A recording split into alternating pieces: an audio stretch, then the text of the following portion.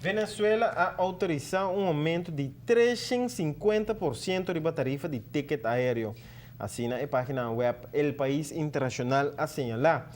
El gobierno del presidente Nicolás Maduro ha una fórmula para evitar profundizar de discusión que fue el conocimiento de AIA 5 Compañía Aérea Internacional y presidente ejecutivo de la Asociación Venezolana de Compañía Aérea. De entrevista avisó que fue el día 1 de julio próximo, compañía aérea lo calcularán ticket na tarifa de 50 bolívares para cada dólar. Exacta según un tipo de cambio en el país. La tarifa nueva, según el país internacional, lo un golpe duro de la cartera de venezolanos y ha significado un aumento de hasta casi 350% de bolívar que han presentar para un ticket aéreo para viajar para el exterior. Esa cuadra también de diferencia que existe de cotización del dólar americano en Venezuela. País que fue en 2013 a reservar el derecho de compra y vende en moneda aquí. A situação séria de problema de liquidez de administração de caja chavista vira dolor de cabeça para a companhia aérea dentro de quando nos mestre mencionar nos própria companhia.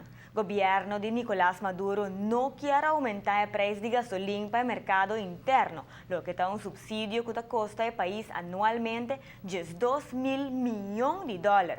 For de 2012, o governo de Venezuela não cumpre com a entrega de divisa para repartir para a companhia aérea internacional. Segundo o país internacional, essa quita suma a $4 mil milhões. Para dos viajes, o ministro de Transporte Aéreo anunciou um calendário de pago na empresa aérea. Pero é que o governo de Nicolás Maduro afirma de promete pago na arriba na suspensão temporal de vuelo de Itália, Lufthansa, Air Canada e a companhia brasileira Gol. Agora, o ministro de Finanças venezolano anuncia pago de débito pendiente por 2013, com, entre outros, Insel Air, Aeroméxico, Aruba Airlines e Avianca.